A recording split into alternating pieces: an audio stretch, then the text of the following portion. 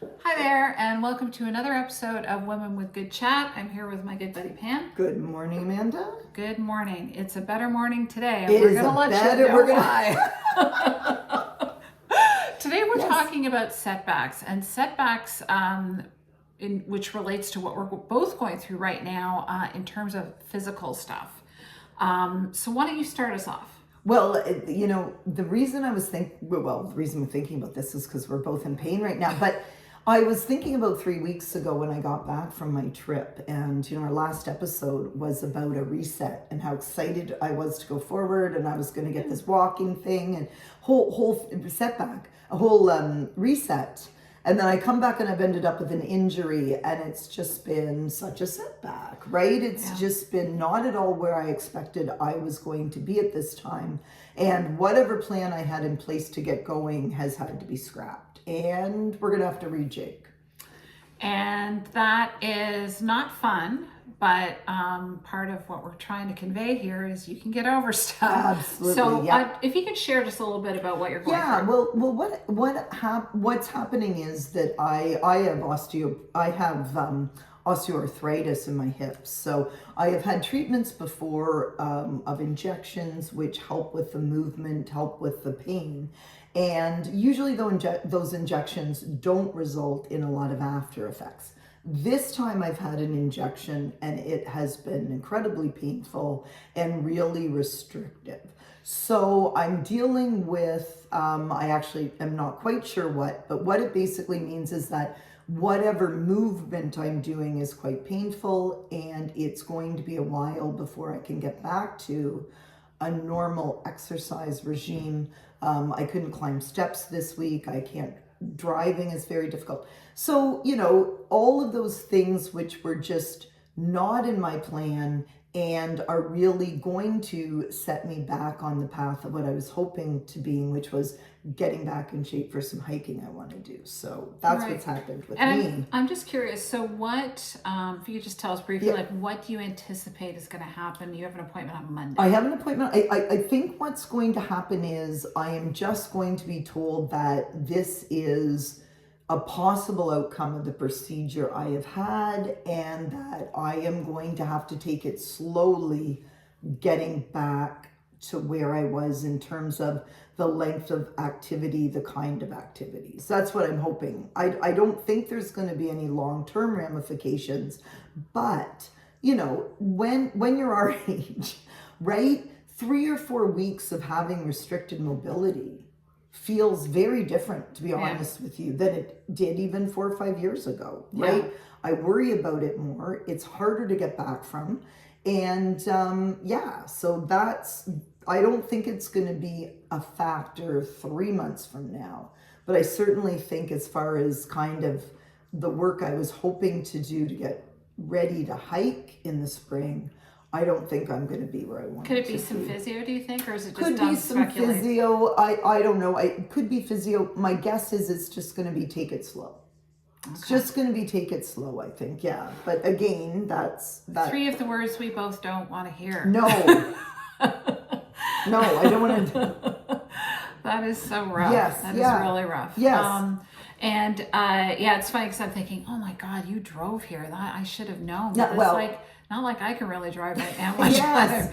So why don't we hear about, because you've had a similar unexpected setback. Similar, but way less. Mine will definitely get better. Yours is a bit of a mystery to me, but obviously we're hoping for the best. I got a blister on the outside of my foot. I believe it happened when we had all that snow, and I was doing a lot of walking and dog walking and whatever, and slipping and sliding, and I have good boots, but it started and I just kind of ignored it for a week and change, and then it got infected, and it was really yucky and painful and hard to walk and all this kind of stuff. So, but I'm on the mend. You're on the mend, but it has restricted certainly what you've been doing and then what you're hoping to do in the next few weeks, right? You're going to have to alter, But what was one really cool outcome is I got one of those knee things. So I had like that knee scooter bike thing. So my daughter and I were taking turns whipping down the kitchen. Doesn't turn very well, so don't go too fast, kids, because it can be a little dangerous. Anyway, I did get one of those, so it allowed me to work. Yeah. which was great. And yeah, so now I've got this big event Saturday, and I'm just hoping that I can get through it. Right. Yes. Anyway, it also gave me, more perspective again on our great healthcare system, and that there are places like this that exist that help you. This wound clinic we've both been talking about, and they've been very helpful to me. And anyway, I think I'm on the mend. You think you're on the mend? Yeah. Yeah. And I think, the reason we wanted to talk about this is because this was something very unexpected for us. And I think the real silver lining in this is, despite how much I talk about understanding as we get older, some of our capacities are going to diminish, and sometimes we're going to need more help. When I actually come face to face with those things in a very real way, I don't react to them as well as I talk about. Right? Like, I'm not going to be the one who says no to this. I'm going to accept help so I'm not a burden to others. I'm going to accept help so I get better. And then you're faced with it and you're like, I don't know, I'm fine, right? So, that's good. This has been a really good experience for me to reconsider that and think, the day is going to come maybe when I can't climb stairs. The day is going to come when my driving could be impeded. I've got to start thinking about that and start being receptive to what I need in those situations to get myself better, and just not try to plow through it all the time, right? No, exactly. And that also brings to light when you go through something like this, especially when you're the doer in the household. Your husband's very active, not that mine isn't, but when you have to depend on other people, you have to ask, and that sucks. You have to ask, yep. And then sometimes I feel like, why am I asking? Yes. If you had a problem, I'd know what to do. Yeah. Do you need a pillow? Do you need a coffee? Do you need this? Do you need your pills? Do you need a Band-Aid? I can juggle while you put the Band-Aid on. Like, there's things that will be happening. Yeah.